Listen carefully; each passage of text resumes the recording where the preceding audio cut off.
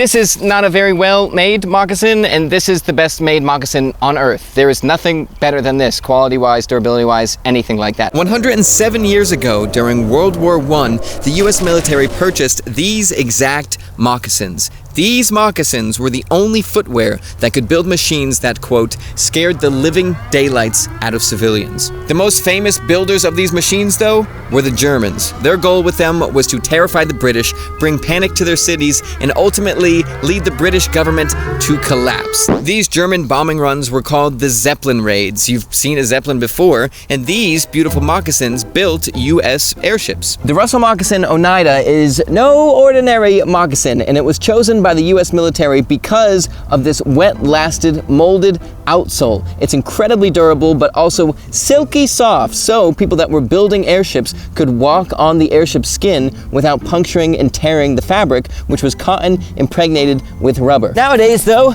the Oneida is worn by Harrison Ford, and Russell Moccasin is worn by US presidents, royalties, kings, queens, whoever, and, of course, the mighty Tom Selleck. Oh, and then here is the LL Bean double slipper sole sucker. I don't know if you've seen that meme where it shows like this terrifying, scary, undomesticated giant wolf, and then it says like, hey, 30,000 years later, it's this little goofy dog wearing a birthday hat. That's exactly what we're talking about today. Wolf, dog. Little disclaimer, because I don't like being mean. I am obsessed with where I grew up. New England, Cape Cod, Massachusetts. I love Maine. I go to Maine all the time. I just hiked Tumbledown Mountain in Weld, Maine. LL Bean is in my blood.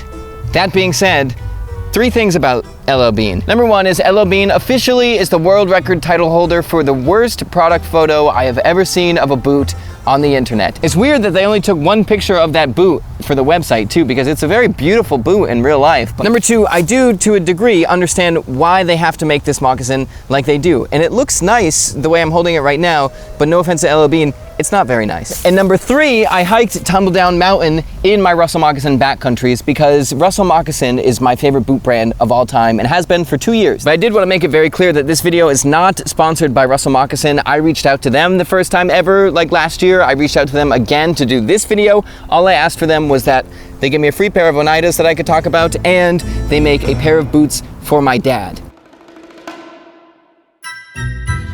Now, you can't talk about moccasins without talking about Native American culture and heritage, because that is essentially why I'm holding these today. But moccasin, the word, is an Algonquin word, and the Algonquin tribes are a group of tribes, I think, along the east coast of North America into Canada. But specifically, moccasin is from the Powhatan language, which was a tribe based in Virginia, and it just means indigenous people's footwear. So I think when John Smith, who was with Jamestown, said, "What do you call these leather shoes that you put on your feet?" They said, "Well, though that's just generally a moccasin," to which John Smith said, "Oh, they're all moccasins," and all the European settlers cheered, and then they all put them on their feet because these are specifically built for where you live. Depending on where you lived in North America, your moccasins were different. If you lived in New England, which is, you know, covered in trash and very woodsy and soft for the most part, you probably had soft-soled moccasins. But if you lived somewhere that was very rocky, very flat, rough, you had hard-soled moccasins, which were typically made out of raw hide. Now, I want to talk about LL Bean first because even though Russell Moccasin is an older company, they did it first, they do it better, LL Bean is the de facto moccasin maker in the US. Everybody knows LL Bean for their moccasins, for their slippers, for their bean boots, which was a play on moccasins. They effectively changed the design of their moccasins so much that they had to change the name of the product, or else you would get mad, you would get frustrated with it. The very essence of moccasin construction from way back when is, by definition, KISS. Keep it simple, stupid. It's essentially a piece of leather wrapped from the bottom of your foot up and then sewn at the top. The way that Russell does it and the way that LL Bean do it are totally different. Russell's is way closer to the original. LL Bean, I feel like they're trying to disguise what you interpret to be comfortable. And that's my main problem with these. In 1926, LL Bean released their heavy-duty double-soled moccasin. 7 to 10 years later, depending on who you ask, LL Bean breaks the moccasin forever and makes something that everybody likes. It's universally a fantastic idea, and all of a sudden, this was outdated because of cars and cities and people. So we're introducing the camp mock. LL Bean is a camp brand. We know that now, but you'll notice that there's the camp blanket, the camp chair, the camp short, the camp mock, the camp shoe, the camp jacket. Everything is based around camp because camp at the time of LL Bean's founding was this explosive, new, crazy, mind-bending thing for America. In the late 1800s, a huge shift across the world started to happen, well, across Europe, where basically everybody was like, hey, I don't know if cities are that good for people to be in for long amounts of time. This guy, William H. Murray, wrote this book, Adventures into the Wilderness, I think it's called that. In his book, he essentially said, hey, city people, nature is really good. It's not just for exploration and these treacherous journeys or anything like that. You can find peace and spirituality. You'll really love it out there. You can bond. Boys, specifically, will become men in the wilderness because they're getting very soft right now. And then this happened. All of a sudden, we have national parks. Teddy Roosevelt is swinging around on a moose, campaigning. Trains are getting very popular. Summer camps are just starting in the USA. The Ford Model T drops in 1908. Then the Boy Scouts hits the US in 1910, and by then, summer camps are going viral, and in 10 years, when 1,000 summer camps popped up over the USA, LL Bean is founded in 1912. The mood was get back out into nature, vacate your homes, and that is why the US goes on vacations, and most of the rest of the world goes on holidays. All these people that live in the city were like, hey, I might get a little camp in Maine that I go to when I'm vacationing that doesn't have electricity because I'm roughing it. I'm back in nature. I'm feeling connected. And who, of course, did they look to as their role models of people that are connected to nature? Native Americans. And that became the essence of summer camps, of camp culture, of anything returning to nature, Native American culture. The problem is people in 1936 that have a camp in Maine also live in the city. And they're saying to LL Bean, hey, I want to wear my moccasins in the city, but the pavement, the asphalt is eating up the leather. So how can we fix that? And LL Bean says, not a problem. We'll take a moccasin and we'll add a rubber sole to the bottom. So when you go home, you can walk on pavement, you could drive your car, you could do everything that you want, city boy, and you can dress in the Ivy League style. But then we run into the problem with LL Bean's modern day moccasin. This video is sponsored by Manta Sleep. I personally, not to brag, can fall asleep anywhere at any time at a moment's notice. Taylor, on the other hand, cannot. However, when I do fall asleep, I'm nothing but a pure disaster. I twitch. I lift my legs into the air and slam them into the bed. Sometimes I lift my arm straight into the air for many minutes before I drop it back down violently. I wake up gasping for air from a panic attack, screaming for help after a nightmare. And I talk in my sleep. The most notable thing I've ever said is, somebody else is in the room, and then I fell back asleep. So a good sleep mask for someone like Taylor is important. The Manta Sleep Mask Pro is like a regular sleep mask on steroids. 100% blackout for deep, deep sleep. C-shaped eye cups so you can sleep on your sides easily. Zero pressure on eyelids or eyelashes. And then we have the Manta Sleep Mask Sound, which is precisely what it sounds like. These two little things are speakers so you can play calm white noise while I scream into the night and beg for help. So thank you, Manta. You can use the code IRONSNAIL to save 10% off your order, or you can just click the link below. The LL Bean Camp Mock just ripped. It's incredibly successful. It's always successful. It's always being bought. All the reviews say, essentially, I buy 1 to 2 pairs of these every year. Then we get to LL Bean's slippers. This is their wicked good slipper. I never wear mine, not a slipper guy, but still. LL Bean's more modern day achievement is that they totally perfected the slipper. This is beautiful. It's fascinating to look at. I love the rubber bottom. Everything about this is perfect. And everybody in my high school, because I'm from New England, wore these. All the girls with their Dunkin' Donuts coffees that I had crushes on, they all wore these shoes. Then you have the moccasin, which is a precursor to the camp mock. Definitely not a slipper. So why do they call it a slipper? Essentially now in 2024, all of LL Bean's customers, and this is not specific to LL Bean, this is pretty widespread, everybody is around asphalt, pavement, concrete, where they would rip up their leather soles if they wore these as shoes all day. So they have to be considered slippers because you'd only wear them in the house on soft surfaces or like wood surfaces. So now, like the Carhartt video, LL Bean is, I think, I can't say for sure, I'm not in LL Bean, they're doing tiered production. So their top of the line products, their camp mock and their slippers get all the attention, and third place and lower than that kind of get shafted, and you see a big decrease in quality, or the biggest decrease in quality. So if we look at this picture of the same mock from the 80s, that moccasin looks beautiful. Typically with moccasins, you're expecting at least a semi-supple leather. This leather, not very supple. Here's me knocking on it. And this is the Russell Moccasin Oneida.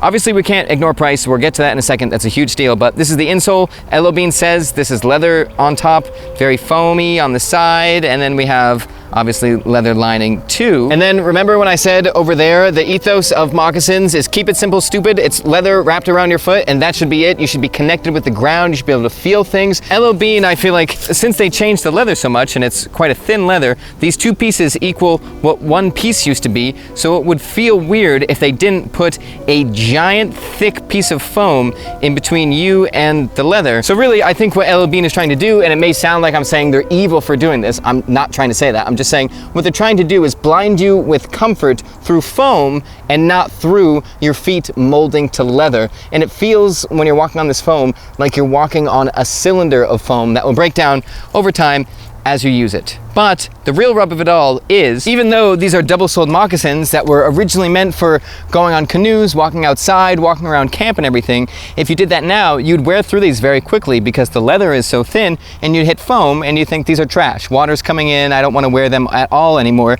Then you would think, I don't want to buy LL Bean moccasins, they're not good quality. But the thing is, if LL Bean says, well, these aren't moccasins, these are slippers, then it's your fault because slippers are meant to be inside on soft surfaces. So these are good slippers, but you had to downgrade from a moccasin to get to that point. And then, of course, we have the Oneida. These are not built like LL Bean moccasins from the 80s. These are built like LL Bean moccasins from the 80s on steroids. These are jacked up. These are bonkies. So bonkies, in fact, that I asked Luke, hey, are these meant to be indoor focused mainly because they're moccasins? Because I was under the notion too that you can't wear leather in the woods. And he referred me to a story from 1922 that made me look like an idiot, but it's an amazing story. In Russell's 1925 catalog, there's a story from a man named R.B. Slater, in which he says, you will recall in the spring of 1922, I communicated with your company relative to a trip which I contemplated making on foot with a pack horse from Vancouver to Alaska. It has occurred to me that your company would be interested in receiving an account of the journey